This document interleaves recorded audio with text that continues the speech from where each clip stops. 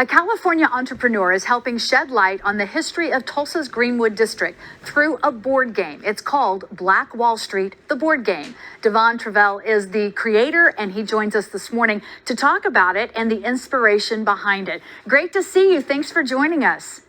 Thank you for having me, Leanne and Dave. I appreciate it. Now, you aren't from Tulsa. However, this was something obviously that was important to you. Share with us about this board game and how it came to be.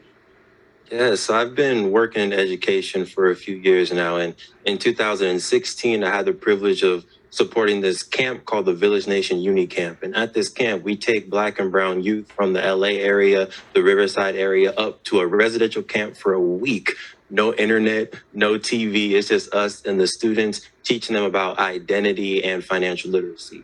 And in that camp, none of the middle school students or the high school students out here in California knew about the history of Tulsa's Black Wall Street. So the game really started off with, how can I take the information that I know, that I've read from books, that I've seen in documentaries, how can I put that information into something that kids will actually play and be able to learn from? And that's where Black Wall Street, the board game, really got inspired. So would you say this board game, is it like Monopoly?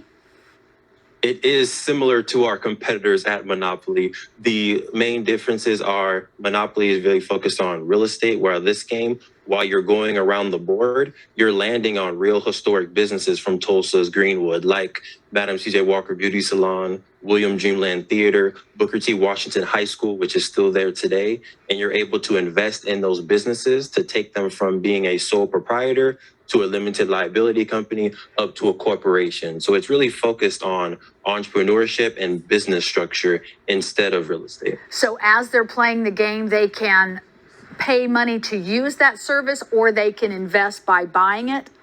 That's correct, Leanne. Nice. We want our players to, actively make that decision on, are you going to be a customer today, or are you going to be an owner today? And it's fun seeing the kids and family members make that active decision while they play. I understand that you got to visit Tulsa during the centennial, and did you also get to meet with some of the survivors? What was that like?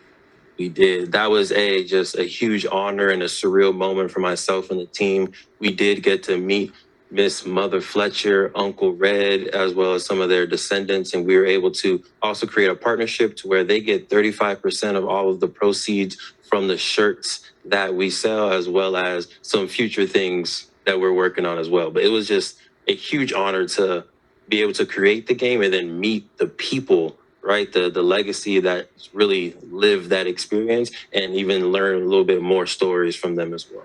Well, and I think obviously you're created this board game to put a location, an actual, having been there to get to see the street itself, to know that, and to walk down the road and know that this is where this all took place. That had to give you just it makes me kind of shiver a little bit, because it's the reality of, this is the board game, but this is the reality of it. Exactly. It's a real out-of-body experience when our team was able to visit. We did get a full tour of the Greenwood district, and even walk down Greenwood Avenue past where Greenwood used to be built. The Greenwood Black Chamber of Commerce was able to give us that tour with Terry Backus, and it was just completely surreal, Leanne and Dave, just completely surreal to be there in Tulsa, in Greenwood, and really soaking. That's wonderful. Tell us kind of where you see your game fitting into curriculum, to schools as we move forward.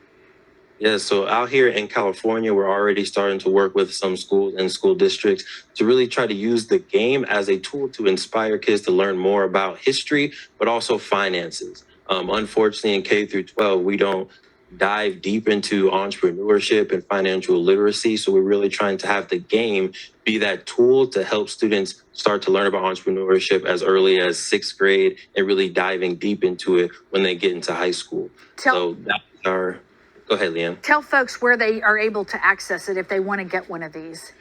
Yes, if you're in Tulsa locally, you can go to the Greenwood Rising Historical Center. They do have some games on hand there. But if you're not in Tulsa, or if you want the game shipped delivered right to you, you can go to playblackwallstreet.com to learn more and get yourself a board game. That's great. And we'll post all those details on our website at newson6.com. Devon, it's great to get to visit with you. Next time you come to Tulsa, make sure you stop by our show. Oh, yes, ma'am. Thank you, Leanne. Appreciate it. Have a good day.